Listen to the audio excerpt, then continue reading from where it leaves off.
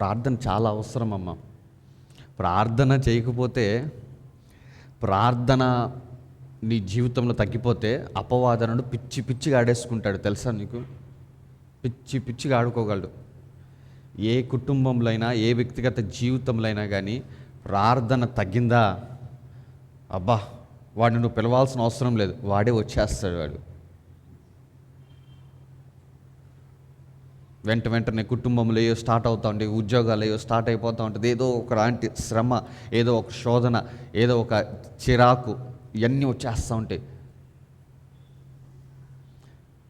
అపవాదనుడు ఒక దాంతో ఆరంభించి మొత్తాన్ని కదిలిస్తాడు. తెలుసా? ఇప్పుడు చూడండి, ఫర్ సపోజ్ ఇంట్లో కన్నం ఉందనుకుందాం, ఎలక ఆ కన్నంలోంచి వచ్చింది బయటికి, ఇంటి లోపలికి వచ్చింది అనుకుందాం. వచ్చింది కిచెన్లోనే ఉంటుందా, వంటగదిలో ఉంటుందా? ఎక్కడికి వెళ్తుంది? హాల్లోకి వెళ్తుంది, బెడ్రూమ్లోకి వెళ్తుంది, బాత్రూంలోకి వెళ్తుంది, ఇల్లంతా తిరిగిది, ఇల్లంతా ఏదో చేస్తానంటుంది, వైర్లు కత్తిరించడం ఏదో. అపవాది కూడా అదే. నువ్వు ఒక ద్వారం తెరిచావు, మొత్తాన్ని కదిలిస్తాడు, ఫ్యామిలీని కదిలిస్తాడు, బిడ్డల్ని కదిలిస్తాడు, ఉద్యోగాలను కదిలిస్తాడు, ఆత్మీయ జీవితాన్ని మొత్తాన్ని కదిలించుకుంటూ ఉంటాడు. ఏదయ్యా మనల్ని కాపాడేది అపవాది దగ్గర నుంచి అంటే మన ప్రార్థనే. అందుకే ఆ రోజు నువ్వు పాపంలో పడిపోయినా, ఆ రోజు నువ్వు భయంకరమైన పాపంలో జారి పడ్డా కానీ ఆ రోజు కూడా ప్రార్థన చేయి. ఎందుకంటే ప్రార్థన ఆపమాక. Prayer will protect you from the evil. ప్రార్థన అపవాది నుంచి నిన్ను కాపాడుతూ ఉంటుంది. నేను నిన్నటి దినం మాట్లాడాను. నేను ఏ వ్యక్తి అయితే ప్రార్థన చేయటం ఆపేశాడో అడగొచ్చు, ఏంటయ్యా మీ కారణాలు ఏంటయ్యా అంటే వాళ్ళు చెప్తారు, రకరకాల కారణాలు చెప్తారు. బిజీగా ఉన్నానండి, అలిసిపోతున్నానండి చెప్పేసి. బట్ యు నో వాట్, నువ్వు నాకైతే కారణాలు చెప్తున్నావు, లేదంటే నీ కుటుంబానికి కారణాలు చెప్తున్నావు, కానీ దేవుడికి నువ్వేం చెప్తున్నావు అంటే నాకు నీ అవసరం లేదు, నా లైఫ్ని నేను లీడ్ చేసుకోగలను చెప్తున్నట్లు లెక్క. ఎందుకంటే ప్రార్థన అంటే ఏంటంటే, అయ్యా నా జీవితాన్ని నేను నడిపించుకోలేను, నువ్వు నడిపించని ప్రభు పాదాలు పట్టుకోవడం. అంటే నా వల్ల కాదు, I can't lead my life, నా లైఫ్ని నేను ముందుకు తీసుకుని వెళ్ళలేను, నాకు నీ సహాయం కావాలి, నేను బలహీనుణ్ణి, నీ తోడు, నీ సహాయము, నీ నడిపింపు నాకు కావాలని చెప్పటమే ప్రార్థన. ఇప్పుడు నువ్వు ప్రార్థనే చేయటం లేదంటే దాని అర్థం ఏంటి? ఇండైరెక్ట్ ఏం చెప్తున్నావు దేవుడికి? నాకు నీ సహాయం అవసరం లేదని చెప్పి అంటున్నావు.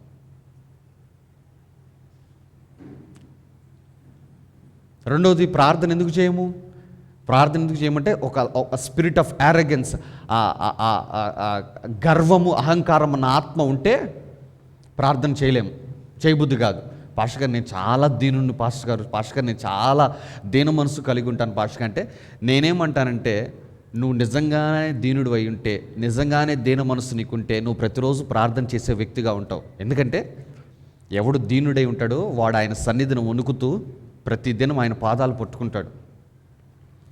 అహంకారి కానీ గర్వం అనేవాడు ఏంటంటే ఇంకొకటి సహాయం వెళ్ళడు, నాకు నేను చేసుకోగలను చెప్తూ ఉంటాడు. సో ప్రార్థన అపవాది నుంచి నిన్ను కాపాడటం మాత్రమే కాదు, కానీ దేవుని దృష్టికి నిన్ను దీన మనసు కలిగిన వాడిగా మార్చిద్ది ప్రార్థన. అందుకే ప్రార్థన చాలా చాలా చాలా అవసరం అమ్మ. మూడవది, ప్రార్థన ఎందుకు అవసరము, ఒక వ్యక్తి ఎందుకు ప్రార్థనా పరుడుగా ఉండాలి అంటే, అపవాది యొక్క కుతంత్రాలు మనము ఎరుగుతాము ప్రార్థనా పరులుగా ఉంటే. నేను ఆల్రెడీ నా మాటలు నేను చెప్పడం ఆరంభించాను, you can write down the notes. అపవాది కుతంత్రాలు మనం ఎరుగుతాము ఎప్పుడైతే మనము ప్రార్థనా పరులుగా ఉంటామో. ప్రార్థనా పరుడిగా లేకపోయామనుకున్నా ఏది అపవాదో, ఏది దయ్యమో, ఏది మనుష్యో మనకు తెలియదు. ఉదాహరణకు మీరు చూసినట్లయితే ఒకసారి లూకాసు వార్త 4వ అధ్యాయంకి వెళ్ళండమ్మా. లూకాసు వార్త 4వ అధ్యాయము మొట్టమొదటి వచనం నుంచి చదవమ్మా.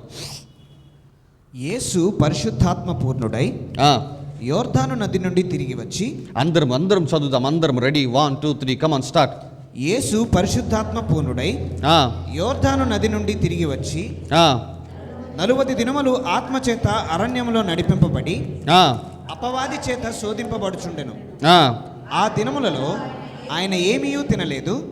అవి తీరిన తరువాత ఆయన ఆకలి కొనగా అపవాది నీవు దేవుని కుమారుడవైతే రొట్టె అగునట్లు ఈ రాతితో చెప్పుమని ఆయనతో చెప్పెను.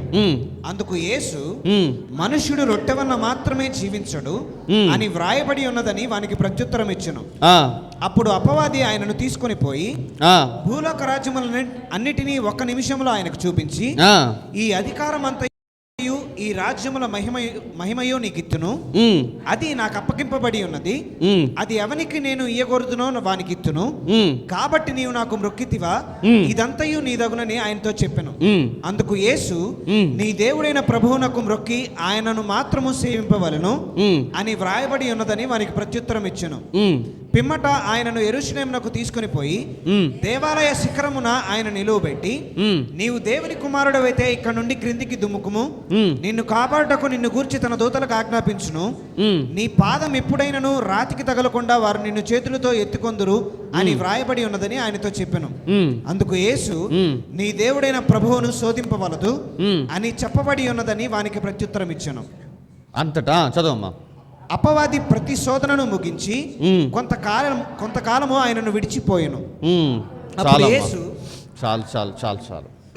ఇది చాలాసార్లు మనం చదువుంటాం. మరి ముఖ్యంగా క్రైస్తవ కుటుంబాలకి యేసుక్రీస్తు ప్రభువారు ఎదుర్కొన్న 3 శోధనలు ఏంటంటే టక్ అని చెప్పేస్తాం మనం.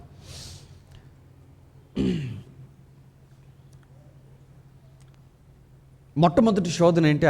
ఆయనకి అపవాది ఇచ్చిన శోధన. ఎవరైనా చదువుతారా? మొట్టమొదటి శోధన చదవమ్మా ఒకసారి. చదువుమ్మా. ఎన్నో వచ్చినాం ఎన్నో. నీవు దేవుని కుమారుడు అయితే రొట్టె అగునట్లు ఈ రాతితో చెప్పుమని ఆయనతో చెప్పాను. ఈ రాయితో చెప్పు అంటుంది. అంటే ఏమంటుంది? ఇండైరెక్ట్గా ప్రవచించు అంటుంది. నువ్వు దేవుని కుమారుడు అయితే ప్రవచించు, ఈ రాయి రొట్టెగా మారాలగా. రెండవది ఏంటి? ఒక్క నిమిషంలోనే భూలోక రాజ్యాలన్నింటిని చూపించి, నీవు నాకు మ్రొక్కితే ఇవన్నీ నీకు ఇచ్చేస్తానంటది. మూడవది ఏంటి? మూడవది ఏంటమ్మా? చదవమ్మా ఒకసారి. 9వ వచనమా. పిమ్మట ఆయనను యెరూషలేమునకు తీసుకుని పోయి దేవాలయ శిఖరమున ఆయన నిలువబెట్టి, నీవు దేవుని కుమారుడవైతే ఇక్కడ నుండి క్రిందికి దుముకుము, నిన్ను కాపాడటకు నిన్ను గురించి తన దూతలకు ఆజ్ఞాపించును, నీ పాదం ఎప్పుడైనా రాతికి తగలకుండా వారు నిన్ను చేతులతో ఎత్తుకొందురు అని వ్రాయబడి ఉన్నది. మూడవ శోధన ఏంటి? దేవుడి వాగ్దానం నమ్మంటుంది అపవాది. దేవుడి వాగ్దానం నమ్మి ముందు అడిగే అంటుంది. విశ్వాసం మాట్లాడుతుంది.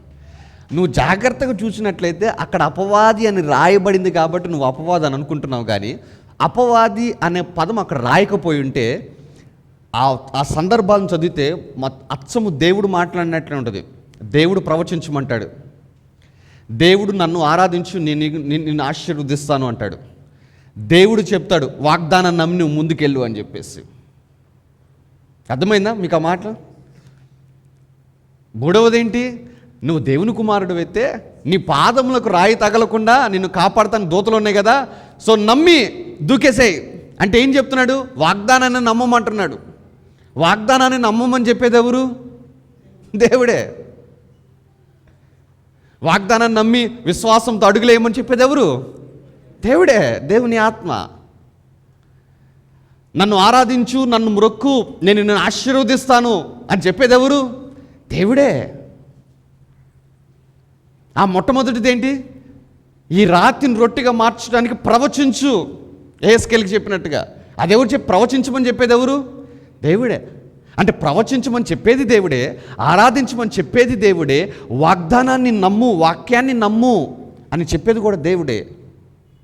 అపవాది అన్న పదం కనుక అక్కడ లేకపోతే మనమందరం అది చదివితే ఖచ్చితంగా అది అపవాది అనుకోం. ఎందుకంటే మనకు తెలుసు దేవుడి యొక్క గుణాలు ఏంటంటే లేని దాన్ని ఉన్నట్టుగా పలకమంటాడు, ప్రవచించమంటాడు. మనకు తెలుసు దేవుడు తనను ఆరాధించమంటాడు, తను ఆరాధించే వారికి ఐశ్వర్యం ఇస్తాడని చెప్పేసి మనకు తెలుసు. దేవుడు మాత్రమే తన వాక్యాన్ని నమ్మి ముందుకెళ్ళమని చెప్పి అంటాడని చెప్పేసి. కేవలం అక్కడ అపవాది ఆయన శోధిస్తుంది అని రాయబడింది కాబట్టి మనం అపవాది అని అనుకుంటున్నాం. ఒకవేళ అక్కడ అపవాది అని రాయకపోయి ఉంటే ఆ సందర్భాన్ని చదివి ఓహో తండ్రి అయిన దేవుడు కుమారుడైన యేసుక్రీస్తుతో మాట్లాడుకుంటున్నారు. ఎందుకంటే అదే కదా, ఇప్పుడు దేవుని వాక్యాన్ని అపవాది చెప్పిద్దండి దేవుని వాక్యాన్ని నమ్మమని చెప్పి. నీకు తెలిసిన జ్ఞానంతో నువ్వు చెప్పు. అపవాది అనేవాడు ఏమంటాడంటే దేవుని వాక్యాన్ని నమ్మమనడండి. అపవాది అనేవాడు దేవుడికి దూరం చేస్తాడు అని చెప్తాం. కానీ అక్కడ జరుగుతుంది ఏంది?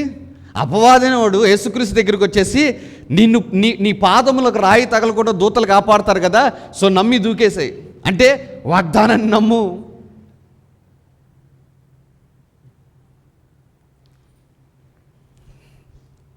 చూసారు అపవాదనుడు ఎట్లా డీల్ చేస్తాడు? అపవాదనుడు సడన్గా నీ దగ్గరకు వచ్చేసి ఒక నల్లటి ఆకారంలో ఒక భయానకంగా రాడు. ఎంత తెలివిగా వచ్చాడు చూడండి. అక్కడ అపవాది అన్న పదం కనుక మెన్షన్ చేయకపోయింటే చదివిన వాళ్ళందరూ దేవుడు కుమారుడు మాట్లాడుకుంటున్నారు అనుకుంటారు. యేసుక్రీస్తు దగ్గరికి అంత తెలివిగా వచ్చాడంటే నీ దగ్గరికి ఎన్నిసార్లు వచ్చి ఉంటాడు అంత తెలివిగా? దేవుడి చిత్తమైతే ఒకటి, కానీ అపవాది అనేవాడు యెహోవా నీ హృదయ వాంఛలను తీరుస్తాడని చెప్పేసి దేవుని చిత్తంలో లేనిది నీ చేత నమ్మిస్తా నిన్ను ఎంత డివైడ్ చేస్తుంటాడు. నీకు మంచిది కానిది, నీకు హానికరమైనది, దేవుని చిత్తంలో లేనిది నిన్ను నమ్మించడానికి, నిన్ను డివైడ్ చేయడానికి వాడేం వాడుకుని ఉంటాడు? ఆయన నీ హృదయ వాంఛలన్నీ తీర్చును అన్న మాట పట్టుకొని ఎన్నిసార్లు నిన్ను నమ్మించుంటాడు.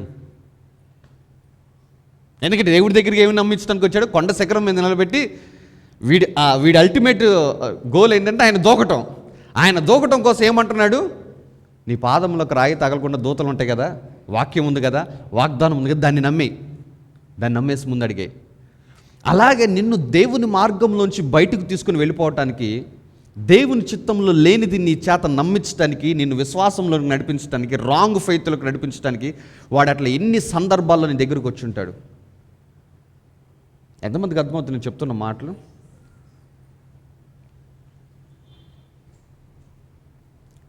ప్రార్థన ఇందుకే కావాలి. యేసుక్రీస్తు ప్రభు ప్రార్థనలో ఉన్నాడు కాబట్టి అపవాది అన్నాడు. అదే ఆయన ప్రార్థనలో లేడనుకున్నా, ఫర్ సపోజ్ యేసుక్రీస్తు ప్రభు ప్లేస్లో నువ్వున్నావు అనుకుందాం, నువ్వే కనుక ఉండుంటే, ఆ సందర్భాలన్నీ నువ్వు కనుక అనుభవించుంటే నువ్వు ఖచ్చితంగా దేవుడే అనుకుని ఉంటావు.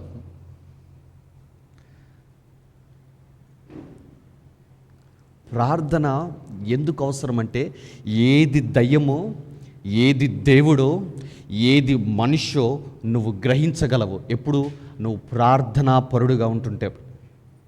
యేసుక్రీస్తు ప్రభువు 40 రోజుల ప్రార్థనల్లో ఉపవాసంలో ఉంటున్నాడు కాబట్టి లేఖనము తీసుకుని వచ్చిన ఒక్క నిమిషంలో అన్నీ చూపించేసిన,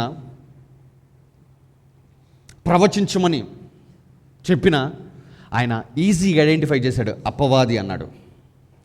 ఈరోజున మన బిగ్గెస్ట్ ఫెయిల్యూర్, విశ్వాసుల యొక్క పెద్ద ఫెయిల్యూర్, ఓటమి ఏంటంటే ఏది అపవాదో ఏది దేవుడో తెలుసుకోలేకపోతున్నాం మనం. ఏది అపవాదో ఏది దేవుడో తెలుసుకోలేకపోతున్నాం.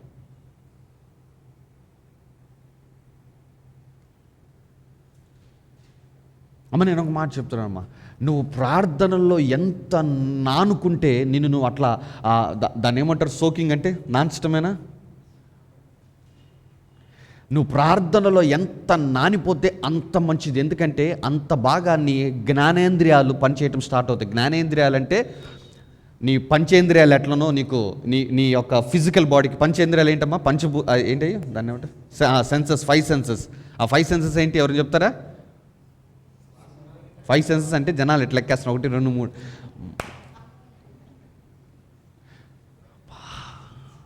చూపు, వినికిడి, స్పర్శ, వాసన, టేస్ట్. ఇది నీ ఫిజికల్ బాడీకి పంచేంద్రియాలు చాలా అవసరం. వీటిల్లో చూపు అనేది నీకు లేకపోతే నువ్వేంటి? Physically handicapped. వినికిడి లేకపోతే ఏంటి? గవర్నమెంట్ నుంచి నీకు ఒక రిజర్వేషన్ వస్తుంది, ఇతను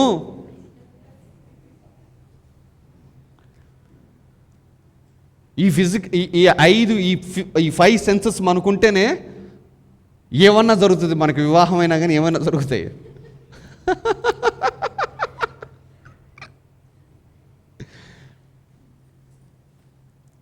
నిజమా కాదా? నువ్వు పెళ్లి చూపులకి వెళ్ళి నాకు 4 సెన్సెస్ ఉన్నాయండి, ఒక్కటే పని చేయదండి, అదేంటండి చూపు అంటే వాడిస్తారు పెళ్ళి. సరే నువ్వు ఒక వ్యక్తిని చేసుకుందాన్నా ఈ 5 చూస్తావా లేదా?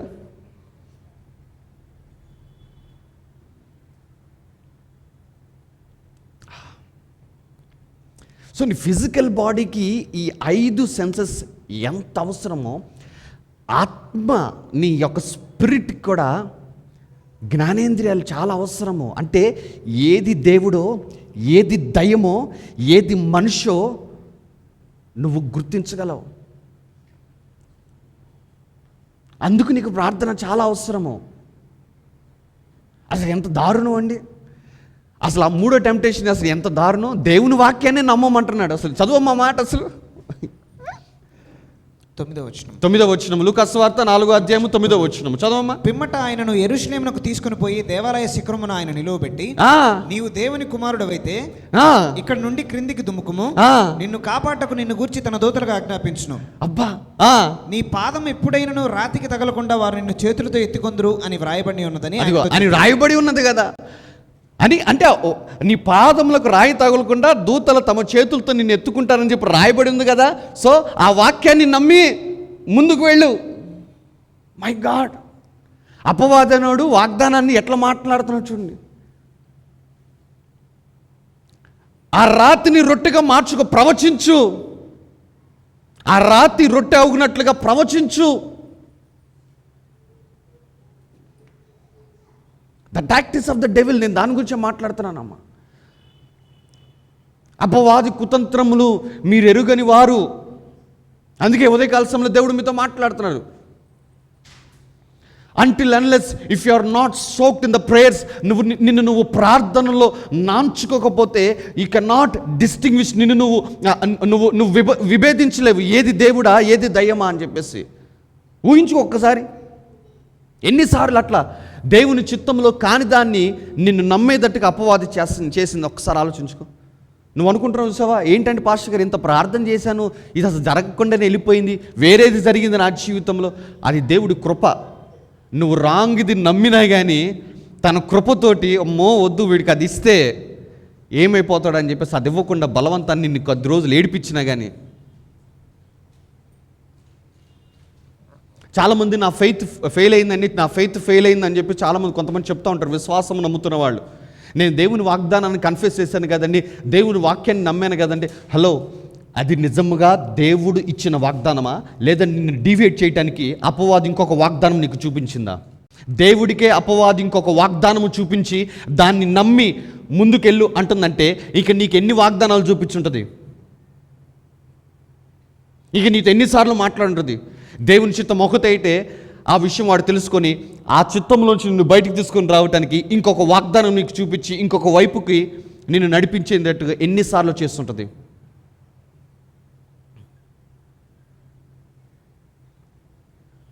నువ్వు ప్రార్థనా పరుడు అయితేనే నువ్వు గమనించగలవు ఇది దేవుంది కాదు అని చెప్పేసి. యేసుక్రీస్తు ప్రభువారు ప్రార్థనలు ఉన్నాడు కాబట్టి ఏమన్నాడంటే అపవాది అన్నాడు. అక్కడ అసలు థ్యాంక్ గాడ్ మనం అక్కడ అపవాది అని రాయబడింది కాబట్టి మనం అపవాది అనుకుంటున్నాం. లేదంటే ఖచ్చితంగా దేవుడు కుమారుడు మాట్లాడుకుంటున్నారులే. యెషయా గ్రంథము 6వ అధ్యాయంలో కనుక ఆకాశంలో నాకు స్వరాలు వినపడ్డాయి, ఎవరిని పంపేదాం మనం అని దేవుడు కుమారుడు మాట్లాడుకుంటున్నారు అని చెప్పేసి మనం లాంగ్లోకి వెళ్ళిపోతాం.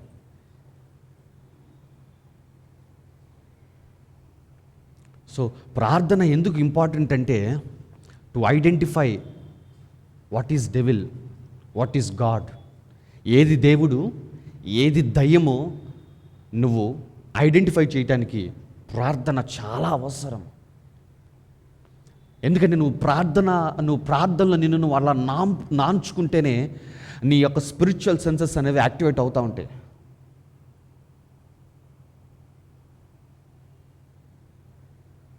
అందుకే నేను ఒక మాట చూపించాను. హెబ్రీయులకు రాయబడిన పత్రిక 5వ అధ్యాయం 14 వచ్చిన చదవం ఒకసారి.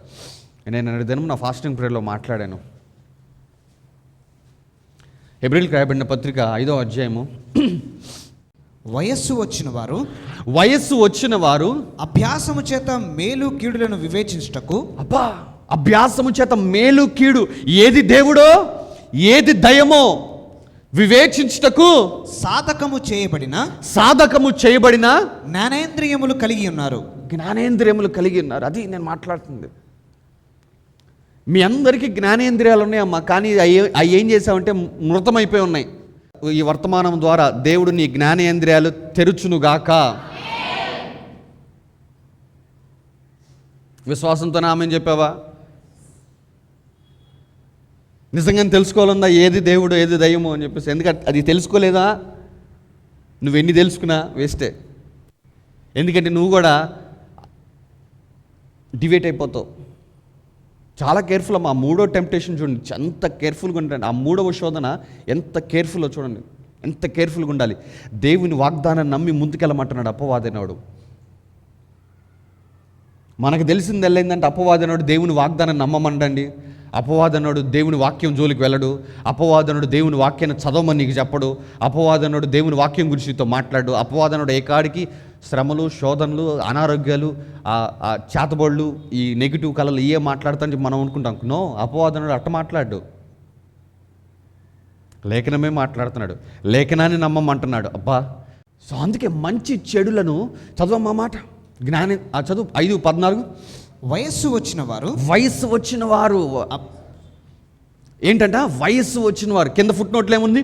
పూర్ణులు, పరిపూర్ణులు. వీళ్ళు ఎవరు వయసు వచ్చిన వారు, ఎవరు పరిపూర్ణులు అంటే తమను తాము ప్రార్థనలో నాంచుకుంటారు చూసావా వాళ్ళు.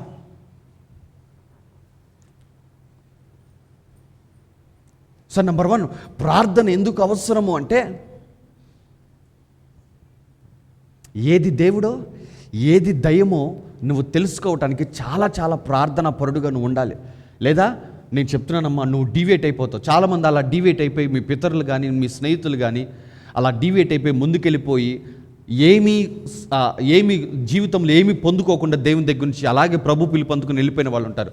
వాళ్ళు పరలోకం వెళ్ళాక దేవుడు వాళ్ళకి చెప్పేది ఏంటంటే, ఆ వాగ్దానం నేను కాదా చూపించింది నీకు.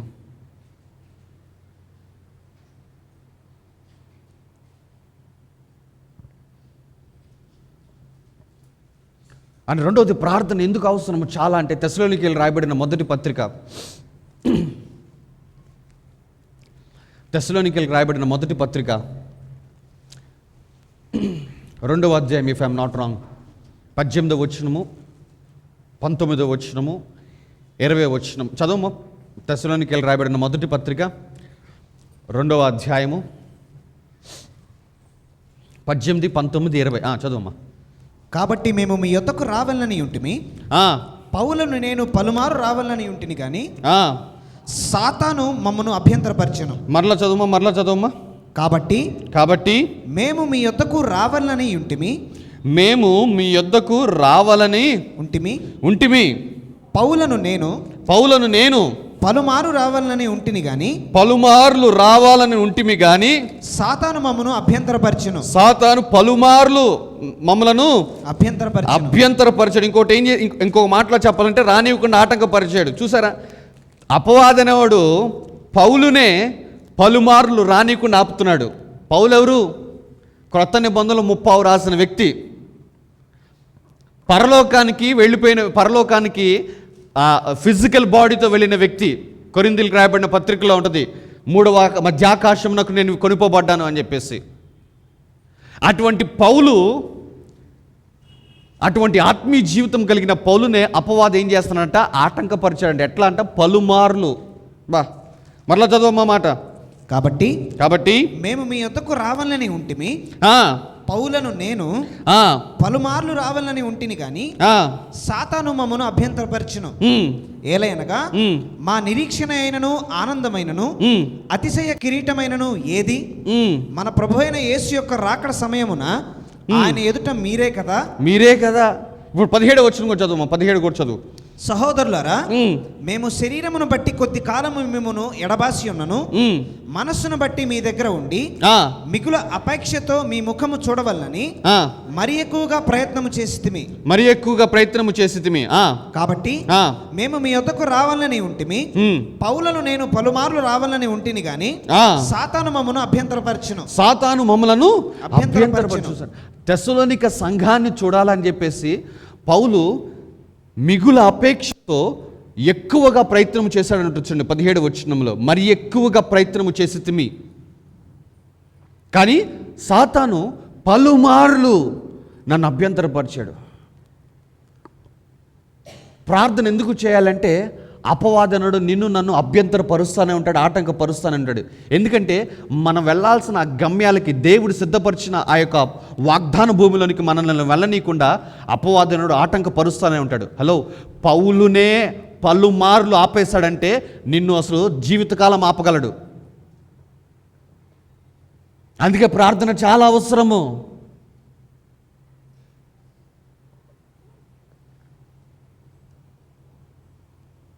ఏలైనగా మా నిరీక్షణైనను, మా ఆనందమైనను, మా అతిశయ కిరీటమైనను మన ప్రభు అయిన యేసుక్రీస్తు రాకడ సమయమున ఆయన ఎదుట మీరే.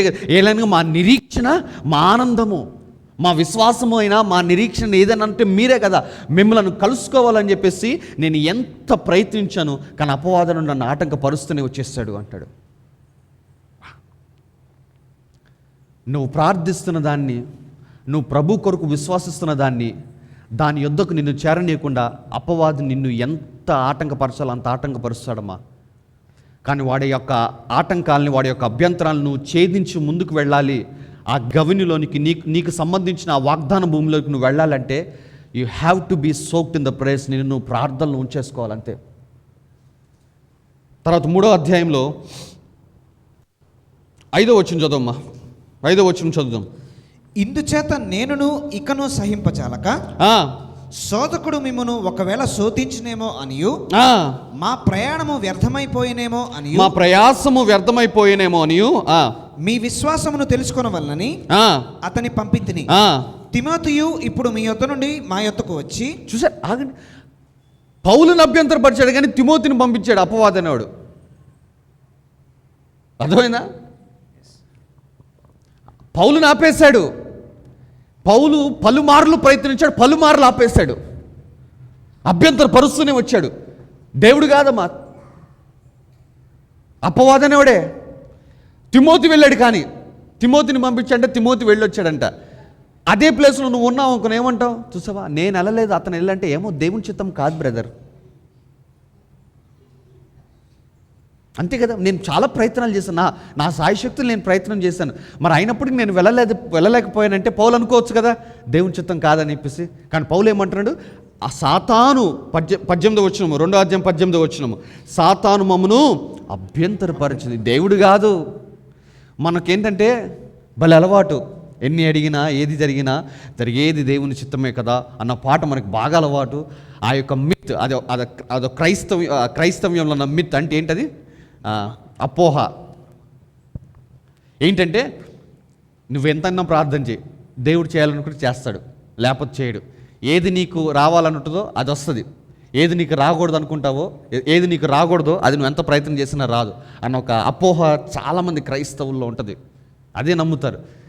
పౌలు గనక నీ వంటి నా వంటి సాధారణ విశ్వాస అయితే, నేను వెళ్ళటానికి మాత్రం నాకు కుదరలా, నేను ఎన్ని ప్రయత్నాలు చేసినా నేను వెళ్ళలేకపోయాను, కానీ తిమోతిని పంపిద్దాం అనుకున్నా, తిమోతి వెంటనే వెళ్ళిపోయాడు. అయితే ఈ టైంలో నేను వెళ్ళటం దేవుని చిత్తం కాదు, తిమోతి వెళ్ళటమే సరైనది అని చెప్పేసి మనం అనుకొని దానికి రియలైజేషన్ అయ్యి మనం ఏం చేస్తామంటే, దేవా నన్ను ఆపినందుకు నీకు వందనాలు ప్రభా అని చెప్తాం మనం.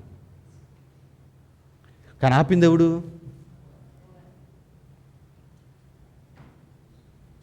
మనం ఏం చెప్తామంటే, నేను చాలా ప్రయత్నాలు చేశానండి. నువ్వు ఎన్ని ప్రయత్నాలు చేసినా అన్ని ప్రయత్నాలకు అభ్యంతర పడతానే ఉన్నాడు వాడు అక్కడ. అంటే అపవాదన్నాడు వాడి సాయి శక్తుల, వాడి యొక్క శక్తిని మొత్తం ఇన్వెస్ట్ చేస్తున్నాడు నువ్వు వెళ్ళాలనుకున్న దానికి వెళ్ళనివ్వకుండా. ఎన్ని ప్రయత్నాలు చేస్తున్నా. పౌలు అంటాడు, పలుమార్లు రావాలని నేను ఉంటిని కానీ సాతాను మమ్మలను అభ్యంతరపరిచాను. పలుమార్లు అంట. అంటే పౌలు పొరపాటున ఒక 30 సార్లు ప్రయత్నించాడు అనుకుందాము, 30 సార్లు పౌలుని ఆపుతానే ఉన్నాడు. పౌలు ఒకవేళ 50 సార్లు ప్రయత్నించాడు అనుకుందాము, 50 సార్లు ఆపుతానే ఉన్నాడు. అంటే చూడండి, అపవాదనుడు విసుకక నిత్యము నిన్ను ఆపుతానే ఉంటున్నాడు. ఇప్పుడు అపవాదనేవాడే అంత విసుగక నీ మీద పని చేస్తున్నాడు, నీ దారికి అడ్డుపడుతున్నాడు, నిన్ను ఆశీర్వాదం పొందకుండా ఆపుతున్నాడంటే ఇక నువ్వు ఎంత విసుగక ప్రార్థనలో ఉండాలి అర్థం చేసుకోమ్మా. ఎంత విసుగక ప్రార్థనలో ఉండాలి అర్థం చేసుకోమ్మా. దయ్యముడు ఎంత పని చేస్తాడు, భలే పని చేస్తాడు తెలుసా. పౌలుని వెళ్ళలేదు కానీ తిమోతిని వెళ్ళనిచ్చాడు ఆ సంఘానికి. అంటే ఎట్లా చెప్పొచ్చు అంటే, దేవుడు నిన్ను అనేక జన్మలో కప్పించేవాడిగా చేస్తానని వాగ్దానం ఇచ్చాడు. ఆ వాగ్దానాలకు నిన్ను వెళ్ళనీయకుండా కొద్దిగా అప్పులు చేయటం మాత్రం తగ్గిస్తాడు నీ చేత, తిమోతిని పంపించినట్టుగా. అంటే మెయిన్ పర్సన్ వెళ్ళలా, తిమోతి వెళ్ళాడు. అలాగే నేను అనేక జనంలో కప్పించేవాడిగా చేస్తాను, నేను ఐశ్వర్యవంతుడిగా చేస్తాను, ధనవంతుడిగా చేస్తాను అనేది నీ వాగ్దానము. అది రానియకుండా నీకేం చేస్తానంటే శాలరీ ఇప్పిస్తూ ఉంటాడు ప్రతి నెల నిన్ను సాటిస్ఫై చేయడానికి. సరే నేనైతే వెళ్ళలేకపోయాను, తిమోతి వెళ్ళాడుగా, పోలే పాపం అని అనుకోవటానికి. నువ్వు అర్థం చేసుకోవాలమ్మా. నేను ఒక మాట చెప్తున్నానమ్మా, ఎట్టి పరిస్థితుల్లో నీకు ఇవ్వబడిన వాగ్దానం గురించి కాంప్రమైజ్ అవ్వటానికి వీల్లేదు. నువ్వు అపవాది అనేవాడు వాడు అంత ప్రయత్నిస్తుంటే నువ్వు అంతకు మించి ప్రార్థన చేసి వాడి ప్రయత్నాలన్నింటినీ రద్దుపరచాలా. హల్లెలూయా. చదువుమా 3వ అధ్యాయము. తిమోతిని పంపితిని. తిమోతి ఇప్పుడు 6వ వచనము. తిమోతి ఇప్పుడు మీ యొద్ద నుండి మా యొద్దకు వచ్చి చదవమ్మా. మేము మిమ్మల్ని ఎలాగ చూడని అపేక్షించుచున్నామో అలాగే మీరును మమ్మను చూడని అపేక్షించుచు ఎల్లప్పుడూ మమ్మను ప్రేమతో జ్ఞాపకము చేసుకొనుచున్నారని మీ విశ్వాసమును గుర్చియు మీ ప్రేమను గుర్చియు సంతోషకరమైన సమాచారము మాకు తెచ్చెను. అందుచేత సహోదరులరా, మా ఇబ్బంది అంతటిలోను శ్రమ అంతటిలోను మీ విశ్వాసమును చూచి మీ విషయంలో ఆదరణ పొందితిమి. ఏలయనగా మీరు ప్రభువునందు స్థిరముగా నిలిచితిరా, మేమును బ్రతికినట్టే. మేము మీ ముఖము చూచి మీ విశ్వాసములో ఉన్న లోపమును తీర్చున్నట్లు అనుగ్రహించుమని రాత్రింబగళ్ళు అత్యధికముగా దేవుని వేడుకొనుచుండగా మన దేవుని ఎదుట మిమ్మల్ని బట్టి మీ ముఖము చూసి మీ విశ్వాసంలో ఉన్న లోపమును తీర్చినట్లుగా మాకు అనుగ్రహించమని రాత్రింబగళ్ళు అత్యధికముగా వేడుకుంటున్నట్టు. ఎందుకు రాత్రింబగళ్ళు అత్యధికంగా అపవాదనుడు ఆపుతున్నాడు. అతడు వెళ్ళాలనుకుంటున్న ఆ తెస్సలోనిక సంఘంలోనికి వెళ్ళనివ్వకుండా రాత్రింబగళ్ళు అతడు చేస్తున్న ప్రతి ప్రయత్నంలో అతనికి ఓటమిని పరిచయం చేస్తూనే ఉన్నాడు.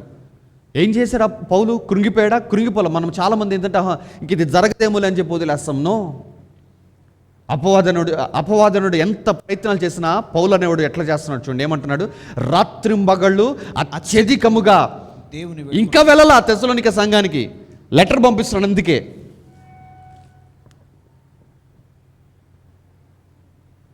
ఎందుకు అపోస్తలులను పౌలుని ఎందుకు పంపించలేదు? అతడిలో ఉన్న కృపావరమును బట్టి అతడు వాళ్ళ ముఖము చూసి వాళ్ళ ముఖములో వాళ్ళ విశ్వాసంలో ఉన్న లోపాన్ని తీరుస్తాడు. ఇప్పుడు తెస్సలోనిక సంఘానికి వెళ్ళాడు అనుకున్న ఆ సంఘం మొత్తానికి దీవెనకరంగా మారిపోతాడు అపోస్తలుడైన పౌలు. ఎందుకంటే వాళ్ళ ముఖం చూసేసి ఇంకో నీలో ఇది లోపం ఉందా, ఇది సరి చేసేసుకొని చెప్పేస్తాడు. వాడు సరి చేసేసుకుంటాడు, సంఘము అభివృద్ధి చెందిద్ది.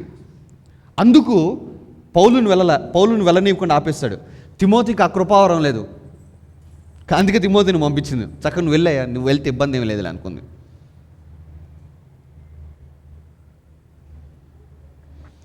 నువ్వు కూడా ఆశీర్వదించబడితే నువ్వు అనేకులకు దీవెనకరముగా ఉంటావు. అందుకు నిన్ను ఆశీర్వదించబడనీయకుండా నీకు శాలరీ ఇస్తూ ఉంటాడు. అట్లా ప్రతి నెల ఆ శాలరీతో నువ్వు ఎంజాయ్ చేసుకోవచ్చు. చక్కగా ఈఎంఐలు కట్టేసుకుంటావు. చక్కగా 5వ తారీఖు రాగానే 10వ తారీఖు రాగానే ఈఎంఐలు కట్టేసుకుంటావు, అన్ని బిల్స్ క్లియర్ చేసుకుంటావు. పర్లేదురా, దేవుడు దీవిస్తున్నాడు. అసలు అది కాదు దేవుడి దీవెనంటే. దేవుడి దీవెన ఏంటంటే నీకు ఇవ్వబడిన వాగ్దానమే.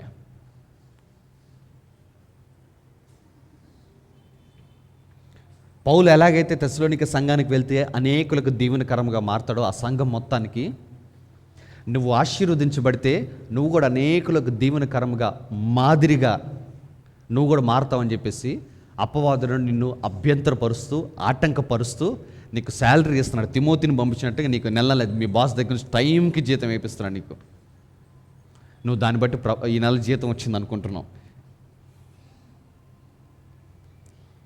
తెస్సలోనిక సంఘం వాళ్ళు కనుక ఆ తిమోతి వచ్చాడులే పోన్లే అనుకున్నట్టుగా మనం కూడా ఆ జీతం పడింది కదా చాలే అనుకుంటున్నాం. కానీ రావాల్సింది ఏంటి మనకి? అది వాగ్దానం. పొంగి పొర్లే సమృద్ధి. అది ఆంటీ చెప్పారు చూసావా? Come on, give God some praise. పొంగి పొర్లే సమృద్ధి.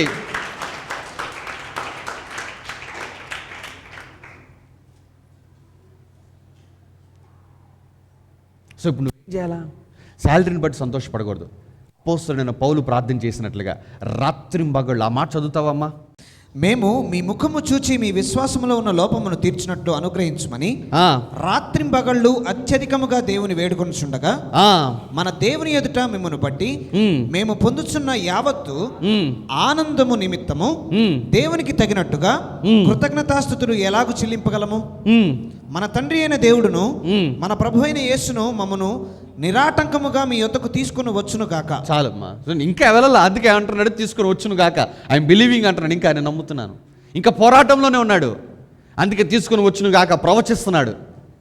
మమ్మల్ని తీసుకుని వచ్చును గాక అని చెప్పేసి నిరాటంకముగా, ఆటంకం లేకుండా. అంటే still he was praying and he was believing and he was ప్రొఫెసయింగ్.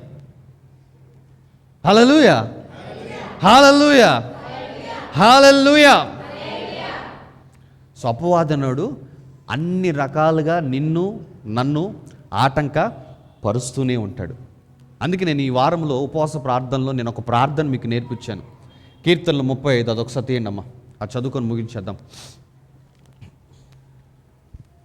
35వ కీర్తన మొదటి 10 వచనాలు. అపవాదికి వ్యతిరేకంగా ఎట్లా ప్రార్థన చేయాలో ఐ విల్ టీచ్ యూ. యెహోవా అపవాదికి వ్యతిరేకంగా ఎట్లా ప్రార్థన చేయాలో కీర్తనలు 35వ కీర్తన మొట్టమొదటి వచనం చదవమ్మా. యెహోవా యెహోవా నాతో వ్యాజ్యమాడు వారితో వ్యాజ్యమాడుము, నాతో వ్యాజ్యమాడు వారితోటి వ్యాజ్యమాడుము, వ్యాజ్యమాడుము, నాతో పోరాడు వారితో పోరాడుము, నాతో పోరాడు వారితోటి పోరాడుము, కేడెమును డాలును పట్టుకొని కేడమును డాలును పట్టుకొని నా సహాయమునకై లేచి నిలువుము. నా సహాయమునకై లేచి నిలువుము. నిలువుము. అసలు చూడండి ఏం ప్రార్థన చేస్తున్నాడు. యెహోవా నాతో వ్యాజ్యమాడు వారితోటి వ్యాజ్యమాడుము, నాతో పోరాడు వారితోటి నువ్వు పోరాడుము. నేను నమ్ముతున్నానమ్మా. మరలా చదువు మాట. యెహోవా ఆ, నాతో వ్యాజ్యమాడు వారితో వ్యాజ్యమాడుము, ఆ, నాతో పోరాడు వారితో పోరాడుము, ఆ, కేడెమును డాలును పట్టుకొని ఆ. నా సహాయమునకై లేచి నిలువు. కేడమును డాలును పట్టుకొని నా సహాయమునకి. నేను నమ్ముతాను. పౌలు తెస్సలోనికే సంఘానికి వెళ్ళనివ్వకుండా అపవాది ఆటంకపరుస్తుంటే రాత్రింబగళ్ళు అత్యధికముగా చేసిన ప్రార్థన ఏంటంటే ఈ ప్రార్థన అంటాను. నేను అనుకుంటాను పౌలు ఇట్లా ప్రార్థన చేస్తున్నాను, ప్రభువా నాతో వ్యాజ్యమాడుతున్న అపవాదితోటి వ్యాజ్యమాడు, నాతో పోరాడుతున్న అపవాదితోటి నువ్వు పోరాడు. అయ్యా కేడమును డాలును పట్టుకొని సహాయమునకై ఏంటంట లేచి నిలువము. తర్వాత ఈట దూసి నన్ను తరుము వారిని అడ్డగింపు. అయ్యా ఈట దూసి నన్ను తరుము వారిని అడ్డగింపుము. నేనే నీ రక్షణ అని నాతో సెలవిము. బా నేనే నీ రక్షణ నాతో సెలవిమ్ము. నా ప్రాణము తీయగొరు వారికి సిగ్గును అవమానమును కలుగును గాక. నాకు కీడు చేయని ఆలోచించు వారికి వెనుకకు మళ్ళింపబడి లచ్చపడుదురు గాక. అబ్బా అమ్మ నేను చెప్తున్నానమ్మా, చాలా శక్తివంతమైన ప్రార్థన తెలుసా ఈ 35వ అధ్యాయము, అవి మొదటి 10 వచనాలు. అపవాదిని ఎట్లా నువ్వు ఎదిరించాలి, ఎందుకంటే లేఖనం చెప్తుంది అపవాదిని ఎదిరించుడి అప్పుడు వాడు మీ యొద్ద నుండి పారిపోవును అని చెప్పేసి. అపవాదిని ఎట్లా ఎదిరించాలా అంటే ఈ ప్రార్థన ద్వారానే. ఏమని ప్రార్థన చేస్తాను చూడు, నాకు కీడు చేయని ఆలోచించేవారు వెనుకకు మళ్ళింపబడి లజ్జపడుదురుగాక, సిగ్గు అవమానము కలుగునుగాక. ఏం కీడు చేయాలనుకుంటుంది అపవాది? అంతేగాని మనకు తెలియక మనం ఎట్లా ప్రార్థన చేస్తుంటే, అయ్యా అపవాదిని గద్దించయ్యా, అపవాదిని బంధించయ్యా, అయ్యా నువ్వు నా పక్షము నుండయ్యా, నువ్వు నాకు సహాయం చేయా. ఇది కాదు నువ్వు ప్రార్థన చేయాల్సిందే. The best prayer is praying word. శ్రేష్టమైన ప్రార్థన ఏంటంటే వాక్యాన్ని ప్రార్థించటమే. పక్కన చెప్పండి, శ్రేష్టమైన ప్రార్థన వాక్యాన్ని ప్రార్థించటం అని చెప్పండి. వెనకొలకు చెప్పు, శక్తివంతమైన ప్రార్థన వాక్యాన్ని ప్రార్థించటం అని చెప్పు.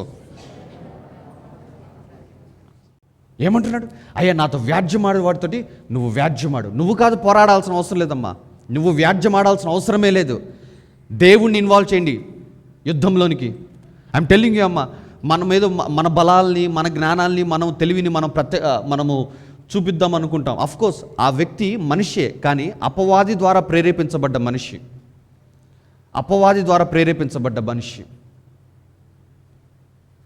కాబట్టి నువ్వు నీ జ్ఞానమును కానీ నీ తెలివిని కానీ నీ బలమును వాడినా వాడి వెనక పనిచేస్తుంది అపవాది. కాబట్టి నీ బలము నీ జ్ఞానం వాడి ముందు పనిచేయదు. సో ఇప్పుడు నువ్వేం చేయాలా? నీ ప్రార్థనలో దేవుణ్ణి తీసుకుని రావాలా, దేవుణ్ణి ఇన్వాల్వ్ చేయాలా. అమ్మ వీ నీడ్ టు ఐడెంటిఫై అమ్మ. ఒక వ్యక్తి చూడంగానే ఆ వ్యక్తి మీద పనిచేస్తున్న ఆత్మ ఏంటో నువ్వు తెలుసుకోవాలి. అదే నేను చెప్పింది ఇంతాక లూకాసు వార్త 4వ అధ్యాయంలో అక్కడ చెప్పబడిన మాటలు మీకు బోధించినందుకే. నువ్వు ప్రార్థనా పరుడుగా ఉన్నావు కన్నా అసలు ఒక వ్యక్తి నీతో వచ్చి మాట్లాడుతుంటే వాడి మీద పనిచేస్తుంది ఏ ఆత్మ నువ్వు చెప్పేస్తావు. అప్పుడు నువ్వు ఇట్లా ప్రార్థన చేయాలా, అయ్యా నాతో వ్యాజ్యమాడే వారితోటి నేను కాదు వ్యాజ్యమాడేది, నువ్వు వ్యాజ్యమాడు. నేను కాదు పోరాడేది, నువ్వు పోరాడు. సో బ్యాటిల్ నువ్వు ప్రార్థన చేయగానే వెంటనే నీకు గెలుపు రావాలని ఎక్స్పెక్ట్ చేయమాక. It will take some time. ఎందుకంటే నువ్వు డీల్ చేస్తుంది ఎవరితోటి? ప్రధానులతోటి, అధికారులతోటి, అంధకార దురాత్మ చీకటి శక్తులతోటి. సో వెంటనే గెలవాలని అనుకోమాక. వెంటనే గెలుపు వస్తే హ్యాపీ, సంతోషం, ప్రైజ్ గాడ్. కానీ వెంటనే గెలుపు రాదు మోస్ట్లీ. అందుకే పౌలు అన్నాడు, రాత్రింబగళ్ళు అత్యధికముగా నేను ప్రార్థన చేస్తూనే ఉన్నాను. రాత్రింబగళ్ళు పలుమార్లు నన్ను ఆటంకపరుస్తున్నాడు అపవాది అనేవాడు. పలుమార్లు మీ దగ్గర రానివ్వకుండా నీకు నాకు ఎడం పెట్టేశాడు అపవాది అనేవాడు. ఇది సాతాను చేసిన పనే. నేను ఇంకా బిలీవ్ చేస్తాను అంటున్నాడు. దేవుడు నిరాటంకంగా నన్ను మీ వద్దకు తీసుకుని వచ్చును గాకని ప్రవచిస్తున్నాడు సంఘముతోటి. ఎందుకంటే ఆ మాట చదివినప్పుడు, ఆ లేఖ చదివినప్పుడు వాళ్ళు ఆమేన్ అంటారని చెప్పేసి. సో పౌలుకే ఆ యొక్క తెస్సలోనిక సంఘానికి చూడటానికి, ఆ బ్యాటిల్ని గెలవటానికి, ఆ పోరాటంని గెలవటానికి కొద్ది సమయం పట్టిందంటే, నువ్వు కూడా నీ పోరాటాల నుంచి నువ్వు గెలవటానికి, నీ ఇబ్బందుల నుంచి నువ్వు బయటికి రావడానికి కొంత సమయం పట్టిద్దమ్మా. ఇందులో నువ్వు అలసిపోమాక. అందుకే నీకు ఆ శ్రేష్టమైన ప్రార్థన శక్తి బైబిల్ గ్రంథంలో అపవాదిని ఎదిరించే ప్రార్థన ఏదైనా ఉందంటే ఆ 35వ కీర్తనే చదువమ్మా. ఎక్కడ అక్కడి నుంచి కంటిన్యూ చేయమ్మా. యెహోవా దూత వారిని పారదోలును గాక. మరల ఫస్ట్ నుంచి చదువమ్మా. యెహోవా నాతో వ్యాజ్యమాడు వారితోటి. అందరం చదువుదాం, అందరం మీ స్వరాలు వినపడనివ్వండి. 35వ కీర్తన మొట్టమొదటి వచనం నుంచి. యెహోవా నాతో వ్యాజ్యమాడు వారితోటి వ్యాజ్యమాడుము, నాతో పోరాడు వారితోటి నువ్వు పోరాడు. కేడము డాలు పట్టుకొని నాకు సహాయమునకే లేచి నిలబడు. అసలు ఏమంటాడు? కేడము డాలు తీసుకుని రాయా అంటున్నాడు. కేడము డాలు దావీదు దగ్గర లేవా? తన బలాన్ని వాడటం లేదు, దేవుని బలం మీద చూస్తున్నాడు. కేడము డాలు పట్టుకుని నువ్వు రాయా, నన్ను కప్పేసి కేడము పెట్టేసి నాకు డాలు అడ్డుగా గప్పు, నాకు సహాయంనకే అట్లా ఉండు. తర్వాత ఈట దూసి నన్ను తరుము వారిని అడ్డగింపము. అది నేను కాదే ఈట దుయ్యాల్సింది అమ్మ. నువ్వు పోట్లాడాల్సిన అవసరం లేదు. ఎవరన్నా నీకు వ్యతిరేకంగా మాట్లాడుతుంటా, ఎవరన్నా నీకు హాని చేస్తుంటే, నీకు మనశ్శాంతి లేకుండా చేద్దామని ఇన్ని ప్రయత్నాలు చేస్తుంటే నువ్వు వాళ్ళని ఒక్క మాట కూడా అన్నమాక. ఈ ప్రార్థన చేయి, నేను అంటాను, శత్రు గవనిలో కలవరం స్టార్ట్ అయిపోతుంది. ఈట దూసి నన్ను తరుము వారిని అడ్డగింపము. చదవమ్మా. నేనే నీ రక్షణ అని నాతో సెలవిము. నా ప్రాణము తీయగొని వారికి సిగ్గును అవమానమును కలుగును గాక. నాకు కీడు చేయని ఆలోచించు వారు వెనుకకు మళ్లింపబడి లజ్జపడుదురు గాక. మీకు కీడు చేయాలని ఆలోచించు వారు ఈ దినమున వెనుకకు మళ్లింపబడును గాక. చదవమ్మా, కంటిన్యూ చేయమ్మా. యెహోవా దూత వారిని పారదోలును గాక. చూడండి ఏమంటారు, దేవా నీ దూత వారిని పారదోలు, వారు గాలికి కొట్టుకొని పోవు పొట్టువలే ఉందురుగాక. అది వాళ్ళు ఎట్ట అయిపోవాలంటే గాలికి కొట్టుకొని పోవు పొట్టువలే అయిపోవాలి. ఎవరు? మనుషులు కాదు, ఆ మనిషి మీద పనిచేస్తున్న ఆత్మ. గాలికి కొట్టుకొని పోవు పొట్టువలే వెళ్ళిపోవాలి ఆత్మ. ఎక్కడి నుంచి విడుదలైంది అక్కడికి వెళ్ళిపోవాలి అపవాది అనేవాడు. మనుషులకు కాదు మనం వ్యతిరేకంగా ప్రార్థన చేస్తుంది, ఆ మనిషి మీద పనిచేస్తున్న దురాత్మ చూసావా, దానికి మనం వ్యతిరేకంగా ప్రార్థన చేస్తున్నాం, దాంతో మనం పోరాడుతున్నాము. గాలికి కొట్టుకొని పోవు పొట్టువలే ఉందురుగాక. తర్వాత యెహోవా దూత వారిని తరుమును గాక. అది యెహోవా దూత. ఎంత చెప్తున్నాడు దేవుడు అన్నాడు, అయ్యా నీ దూతను విడుదల చేసి నువ్వు తరుమయ్యా, ఈరోజే తరుము. చదువమ్మా. వారి త్రోవ చీకటి అయి జారుడుగా ఉండును గాక. వాడు ఒక త్రోవ వాడుకొని వచ్చాడు కదా నీ మీదకి, నీ కుటుంబం మీదకి.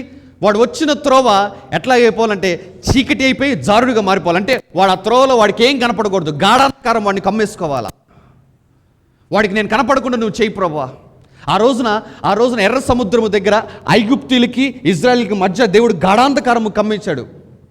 మీరు నిర్గమకాండము చదివితే అర్థమైపోతుంది, గాఢాంధకారం అక్కడ కమ్ముకుంది అని ఉంటుంది.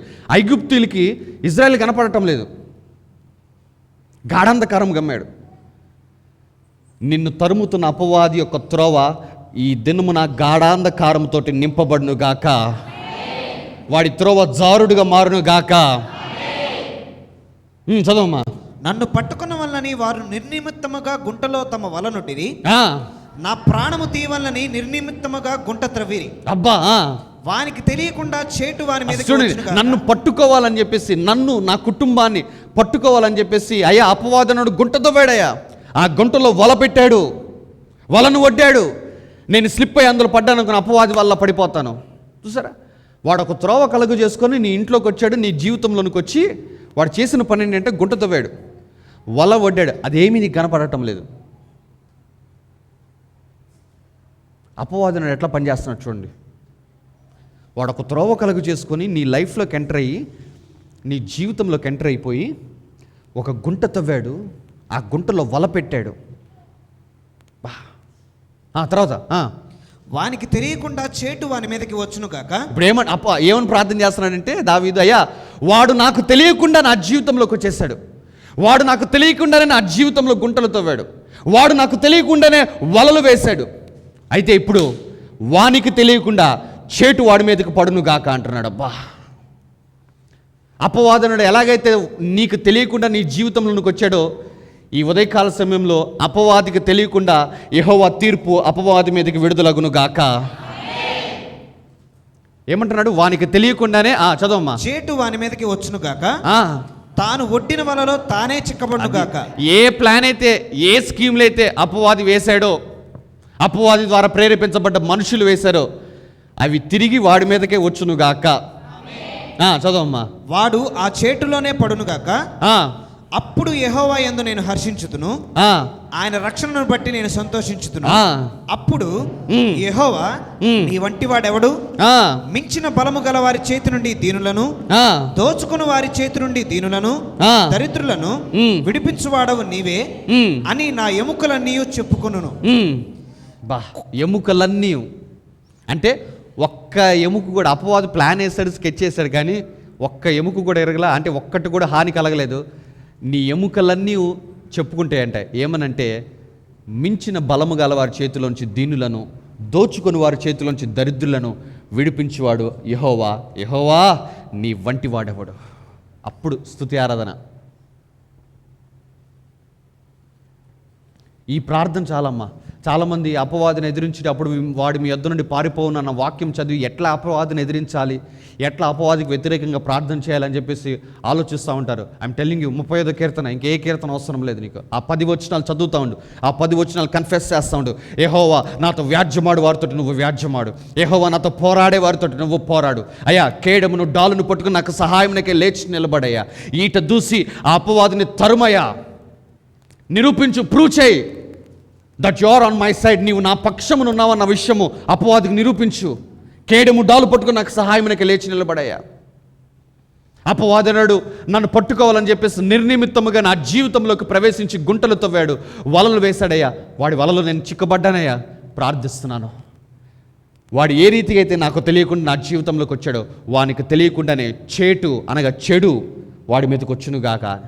ఇట్లా ప్రార్థన చేయి. నువ్వు అపవాది చేత శోధింపబడుతున్నావా? అపవాది చేత శ్రమ పడుతున్నావా? ఇబ్బందులు పడుతున్నావా? ఏమని ప్రార్థన చేయాలో తెలియటం లేదా? ఈ వచనాలు పట్టుకొని పెద్దగా కన్ఫెస్ చేస్తూ ఉండు, ఈ మాటలు మాట్లాడుతూ ఉండు.